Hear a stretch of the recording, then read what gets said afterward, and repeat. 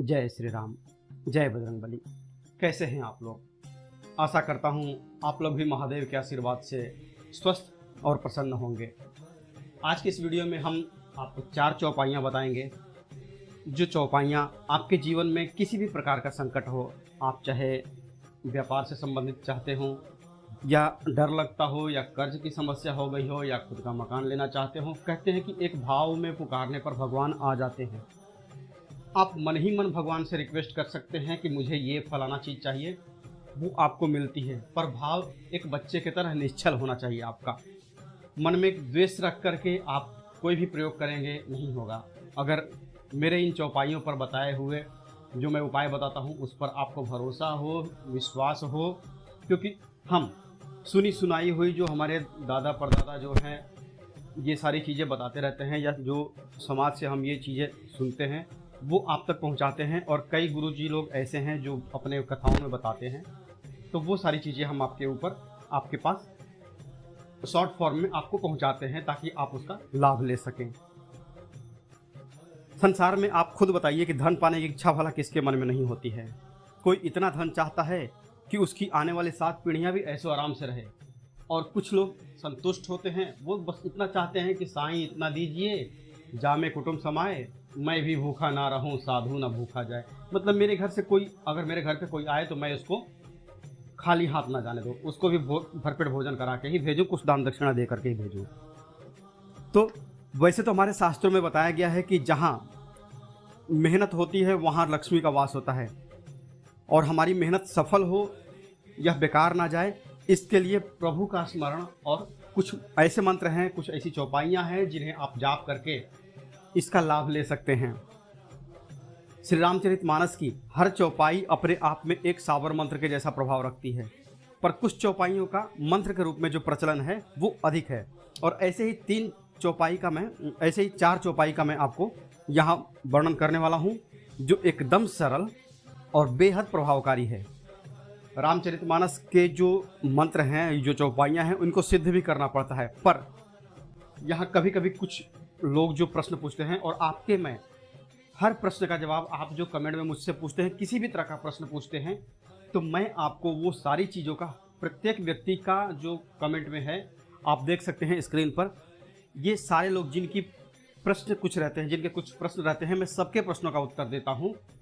आप चाहे किसी भी चीज़ से जुड़ी हुई प्रश्न को आप पूछ सकते हैं। तो हाँ, कभी कभी क्या होता है कि कुछ लोग जो कहते हैं कि हम पढ़ नहीं सकते हैं, हो सकता है लैंग्वेज प्रॉब्लम हो, क्योंकि श्री रामचरितमानस की जो चौपाई है गोस्वामी तुलसीदास ने मिक्स भाषा में की है। कुछ शब्द हिंदी के हैं, कुछ उनके ब्रजभाषा के कुछ शब्द हैं, कुछ अवधी भाषा के शब्द हैं। तो यहाँ पर कुछ लोगों को प्रॉब्लम हो जाती है, तो आप इनको सुन करके याद कर सकते हैं। कोई जो पढ़ता हो, या आजकल यूट्यूब पर बहुत कुछ अवेलेबल है, तो आप सुन करके भी इसको कंठस्थ कर लिए, कान से सुने, आपने उसको मन मस्तिष्क में बसा लिया है, जपते रहिए, गुनगुनाते रहिए गाना, और कल्याण आपका हो जाएगा।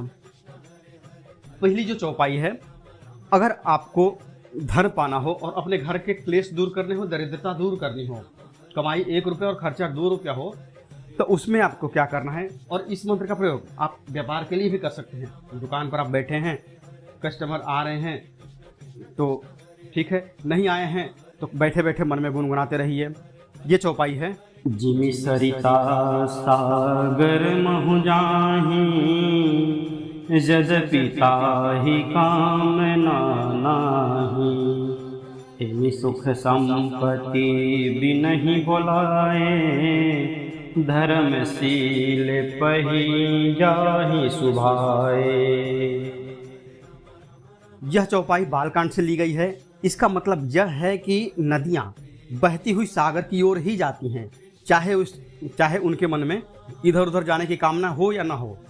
नदियों का चाहे जिधर भी जाने का मन हो, पर उनको मिलना तो सागर से ही है। ठीक उसी तरह से सुख संपत्ति भी बिना चाहे ही धर्मशील और विचारवान लोगों के पास, जो धर्म के रास्ते पे रहते हैं, उनके पास आनी ही आनी है।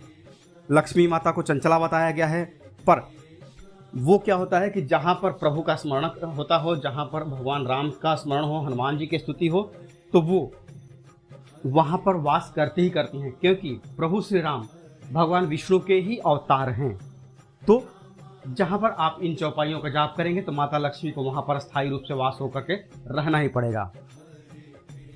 अब दूसरी जो चौपाई है वो है कहु तात असे मोर प्रणामा, सब प्रकार प्रभु पूरन कामा।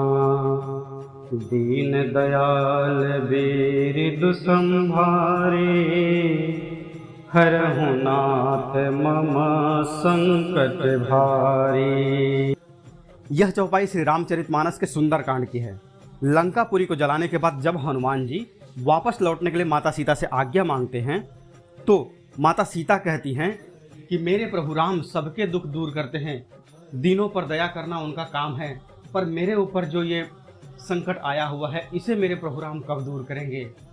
आप जाकर के मेरा संदेश मेरे प्रभु राम तक अवश्य पहुंचा दीजिएगा। हरहु नाथ मम संकट भारी, मेरे दुख को भी आप दूर करिए हे प्रभु। तो आपके ऊपर घर में जब लगे कि कुछ संकट आया हुआ है या कुछ घोर परेशानी चल रही है कुछ, तो आप इस चौपाई का मन ही मन जाप कीजिए।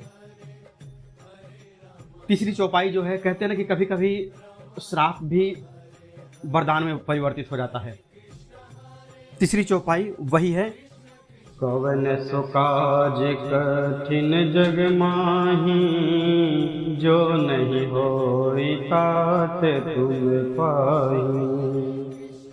हनुमान जी बचपन में बहुत ही शरारती थे, ऋषि मुनियों के यज्ञ में बाधा उत्पन्न करते रहते थे और एक बार उनकी इन्हीं हरकतों से परेशान होकर के भृगु वंश के ऋषि मुनियों ने हनुमान जी को श्राप दिया कि आप अपनी शक्ति को भूल जाएंगे और आपकी शक्ति तब याद आएगी जब आपको कोई याद दिलाएगा। तो यह चौपाई माता सीता की खोज करते हुए जब जामवंत जी, अंगद और हनुमान जी दक्षिण के समुद्र तट पर पहुंचे थे तो इसी पर विचार हो रहा था कि समुद्र के पार जाएगा कौन, और जाने को तो जा सकता है पर आएगा कौन। अंगद ने कहा कि जी संशय में फिरती वारा, जाने को तो मैं चला जाऊं पर आने के समय मुझे संशय है।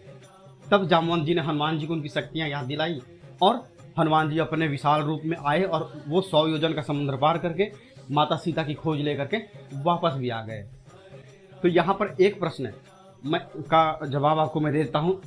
एक बंधु ने पूछा था कि अंगद के पास भी शक्तियाँ थी पर वो वापस क्यों नहीं आ पाए। तो यहाँ चलते चलते मैं आपको बता देता हूँ कि श्री राम जी ने, हनुमान जी जो थे वो अपने आप को प्रभु श्री राम के भक्ति में समर्पित कर दिए थे कि जो यह है सब आपका ही है, मेरा कुछ नहीं, जो लागे सो तेरा, मेरा कुछ नहीं, मेरा मुझ में कुछ नहीं।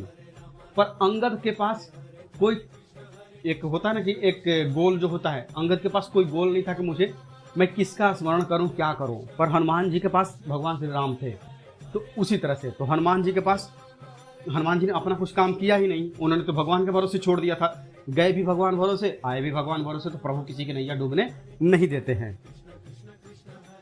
अगली जो चौपाई है, अगर आप कहीं इंटरव्यू में जा रहे हैं या कुछ ऐसा नौकरी के लिए जा रहे हैं या कुछ किसी नगर में जा रहे हैं व्यापार के लिए या कुछ भी जा रहे हैं, तो आपको क्या करना है, इस चौपाई का जाप करेंगे तो आप उन कामों में सफल होकर के ही वापस आते हैं।